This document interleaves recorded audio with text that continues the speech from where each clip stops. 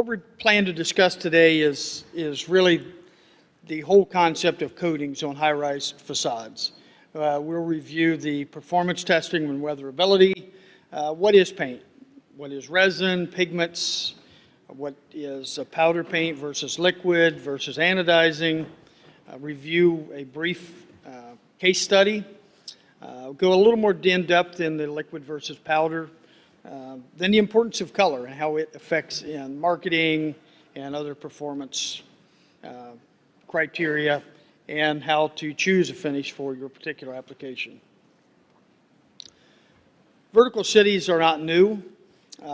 They've been around for a long time. Some were very successful long term and some not.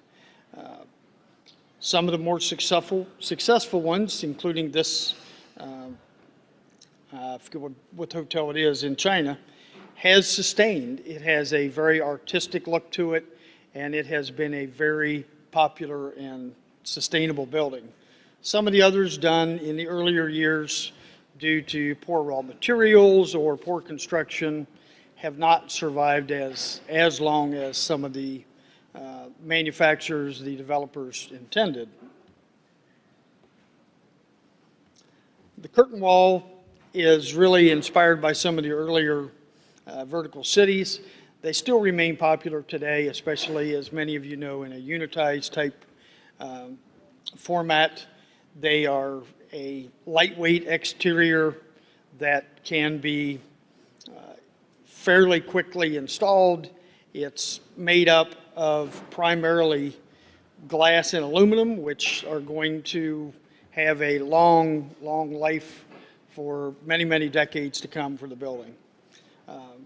When you look at your finish, you obviously don't want to invest the money in a tall building that does not have a finish that's going to last the lifetime of the building.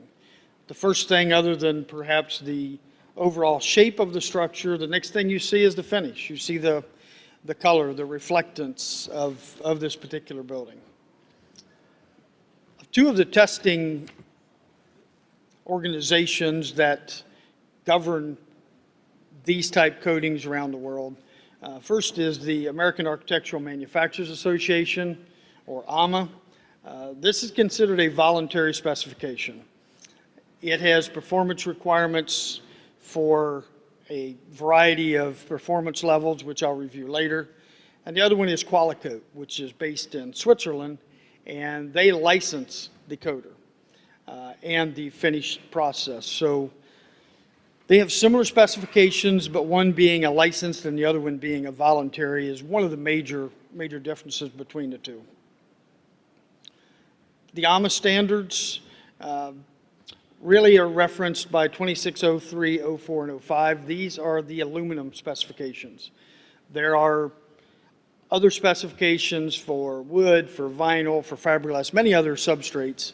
But as far as this group is primarily concerned, we're looking at the extruded aluminum or the aluminum panel market, where the 2603, 04, and 05, which the higher number, the 2605 is the high performance that has the longer durability. Some of the performance testing that we require is things like impact testing, adhesion to multiple substrates. There may be a 6063 extrusion on it, there may be a 3,000 or 5,000 series coil panel on it, there may be steel. So there's a variety of substrate the coating needs to stick to and be tested over. There are multiple pre-treat systems. The traditional in the United States is a chrome phosphate conversion coating. In other parts of the world, there is more popular a chrome chromate. Both work well. Both have their own particular pros and cons to them. There are some newer pre-treat systems, such as a trivalent chrome. The trivalent chrome gets you away from the hexavalent chrome and the carcinogen rating of it. This is still fairly new in the market in this particular industry. Then there are chromate-free pretreatments. Then you have your humidity and your salt spray and acetic salt spray testing to simulate natural weathering, perhaps in a coastal environment, or even in New York City, if you have the first 2 or 3 floors, There's a lot of salt from the street, from the sidewalk, gets onto the coating, so it makes it a pretty aggressive environment as well. Your mortar resistance comes in when you have a stone or brick facade. You put your finished window or your curtain wall or your entry system in it. You're putting the brick or the stone in it, you get mortar on it, and mortar resistance is pretty important, and that can vary by pigmentation and by resin system and other coatings. Then you have your typical corrosion resistance for coastal as well as a standard performance testing. What we look at in the weatherability is primarily UV or ultraviolet resistance. This we're measuring color retention, chalk retention, gloss, erosion. Erosion is not as much of an issue here, but in the Middle East and other areas where you have wind-blown sand, dirt, erosion can be an issue. And of course, adhesion over long term in a weathering environment. The test panels, typically, we like to test them in a natural weathering environment. That's where the building's going to be. The building's not going to be in a cabinet. So we do a lot of accelerated testing, but ultimately we want to see it on a test fence. The Florida exposure that is shown in this picture, this is an aerial. We have 40,000 panels out there.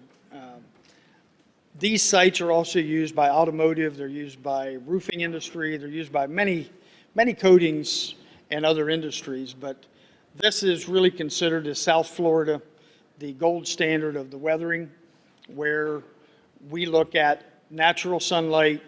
It's a subtropical climate where you get a lot of moisture, and more moisture will make the coating weather more severely than in a very dry climate such as Arizona. Here we look at no more than a 5 delta E color change over the duration of the exposure. In a 2603, it's a 1 year, and in a 04, it's 5 years, and a 2605, it's 10 years. These are at a 45-degree angle, so this makes it more severe than a normal vertical application on a curtain wall or a window type application. Here's a little more of a close-up of some of the racks of panels.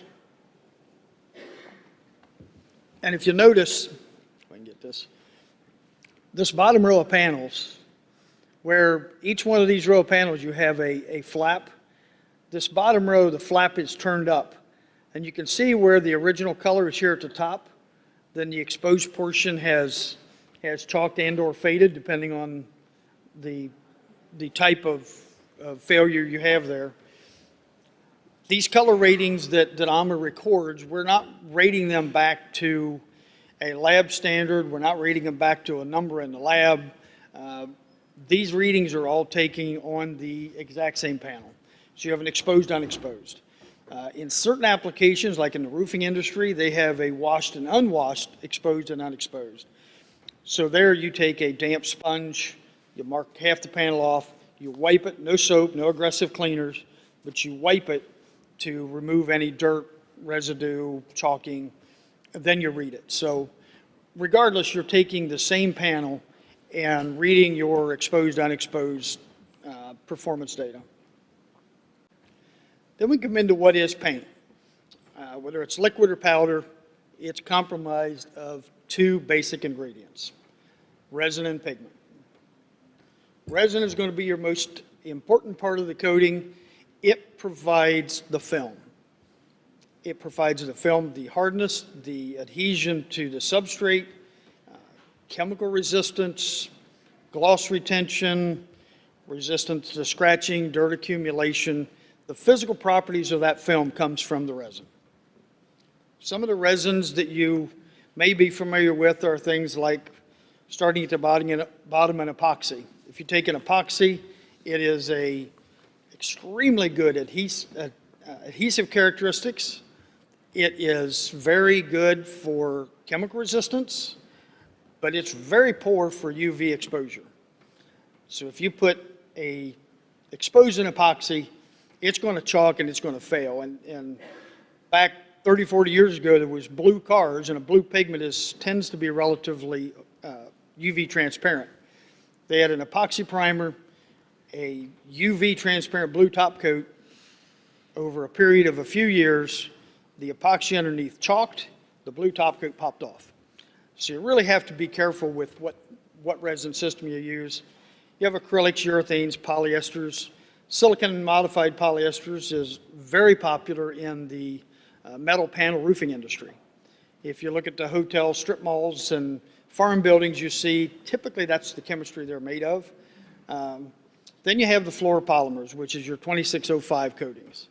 These are PVDF and FEVE. You may know some of the names: Megaflon, Coroflon, Kynar, Hylar. Those are some of the trade names of some of those resins. Second most important is going to be your pigment. Pigment's where you get the color. You can have bright organic pigments. The ceramic are very durable, tend not to be quite as bright. Then there's some other silicons and others that you can use for gloss adjustments, etc. Pigment failure will start to fade, where your resin failure will chalk, and you can take and wipe your fingers across and you get the white residue on your hand. That's resin failure, not pigment failure. Some of the AAMA specifications: 2603, as I mentioned, is a 1-year exposure. It's a standard durable powder. It's a conventional acrylic, high solids polyester type technology, typically in this industry or the window industry. AAMA 2604, Qualicoat Class 2, is a 5-year Florida exposure. Super durable polyesters typically fit in this market, in this category. And you have a siliconized polyester, like I mentioned, on the building panels. And there's some 50% PVDFs in this category as well. Then the 2605, where we look at primarily for these high-rise type applications. This is a 10-year South Florida. It's the hyper-durable powders, fluoropolymers again, with liquid or powder. And this is where, for the high-rise market, where you really want to stick with these high performance for your exterior exposures.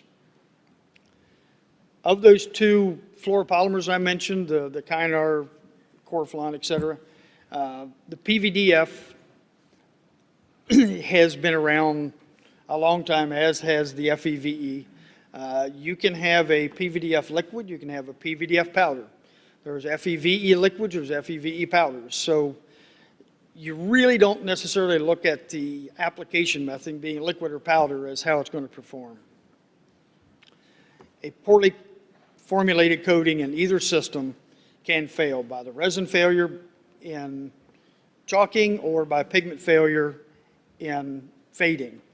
You wouldn't want an acrylic on a high-rise exterior, whether it's applied as a powder or a liquid. In each case, as I said, the resin builds the film, binds to the substrate, provides the weathering. You can take a PVDF liquid that it's not going to chalk, it's going to weather for many, many years, but if you put an organic green pigment in it, in 2 or 3 years, it will completely lose color. That's true whether it's in a liquid or a powder. You really have to make sure you put the right pigment with the right resin to get a long-term quality finish. Real quickly, anodizing, which is still pretty popular, especially in some parts of the world. Anodizing is not a coating in a traditional sense. Anodizing is a process where you convert or actually thicken the naturally occurring aluminum oxide surface to the aluminum. This oxide makes a hard, durable finish which protects the substrate.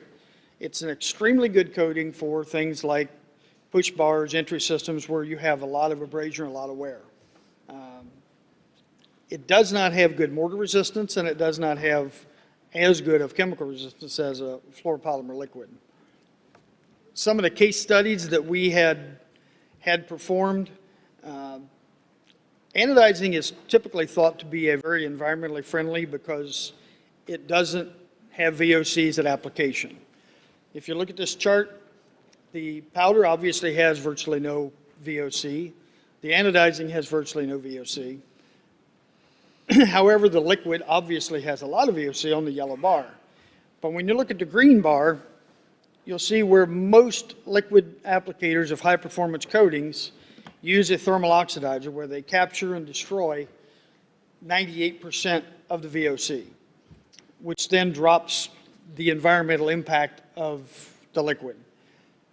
If you look at the CO2 emissions through the manufacturing, the shipping, the installation, the entire process, they're comparable. The powder is going to be a little lower, but they're fairly comparable liquid to powder. Anodizing has a dramatically higher CO2, and this in most areas of the world, and this is because most of the electricity generated around the world is generated by carbon fuels. Anodizing takes an enormous amount of electricity. So that's where you get a high in most places. Now, if you're in Israel and some parts of the world where they're using nuclear or hydroelectric, then that number obviously is significantly different. But in the US, in Asia, most of it is generated by carbon fuels, which is where you get that CO2.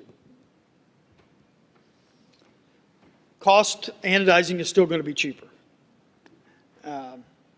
Liquid and powder, depending on the application, the powder's going to be more expensive, it's going to be cheaper, it all depends. Or you got a 1 coat, a 2 coat, 3 coats, depending on the color. But at the end of the day, on average, they're about the same. So the conclusions, when you consider the entire life cycle, the water demand of anodizing, the CO2 from electric generation from anodizing, the capture of VOC in liquid paint, and the no VOC of powder paints, paint is actually going to be a lower environmental impact than anodizing in most locations.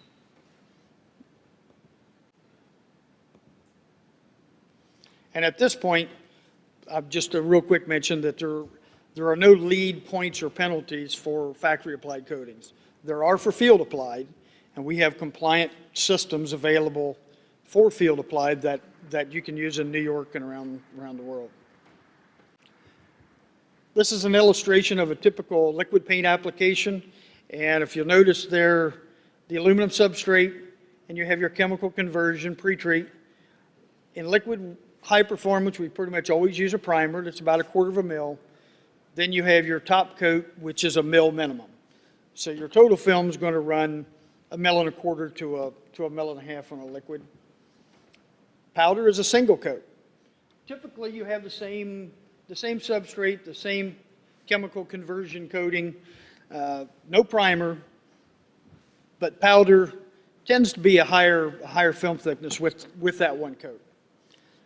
Powder also being a hard, durable finish that cures, when it cures, cross-links and becomes hard, you don't have the same issues you can have with some of the liquids with some softness and whatever. And this single coat works very well there. Color's becoming increasingly important in marketing. You drive down the road, if you've seen a brown M, you wouldn't think it's McDonald's and pull in to get a cheeseburger. Or Exxon red or Shell yellow. In this particular case, the photo on the left is a parking garage in Cincinnati. Rather than having a gray concrete silver kind of a color, they chose to make that building attractive and a colorful part of the community with the vertical bars. And as you go around the building, the color changes. It's more greens and different, but it's a pretty interesting looking parking garage. And then on the right is part of St. Jude's Children's Hospital with the St. Jude's red. Some of these I have mentioned, I'll go through real quickly, just some of the qualities of liquid. You have gloss variability. Many coaters can mix in-house for very quick color changes. An unused coating many times can be remixed into a new color. It's not susceptible to mortar damage. On powder, you have some of the same things. It's not susceptible to mortar damage. You have no sags, blisters type film imperfections that you might have in liquid and others. have a wide range of gloss and color, bright marketing colors, like I mentioned with some of the brandings. Anodizing has a higher environmental cost, but it is a very hard, mar-resistant, scratch-resistant finish that architects and many building owners and developers like. They like that metal look. And you can say the variation in color is good, and you can say the variation is bad, but that natural metal look is what a lot of architects really like. So basically, for choosing a finish, choose it for what performance you need. Where is it? What do you need it? Is it a long-term? Do you need chemical resistance? Do you need mar resistance? Can you use a liquid? If so, do you have VOC abatement equipment? Do you want to use powder, so no VOC? Do you want the mar resistance of powder? Do you want the metal of anodized? There's a lot of things to look at, not just saying, hey, I want a powder or I just want a liquid. There's a lot of factors you need to look at to really make sure you're choosing the right long-term finish for your project.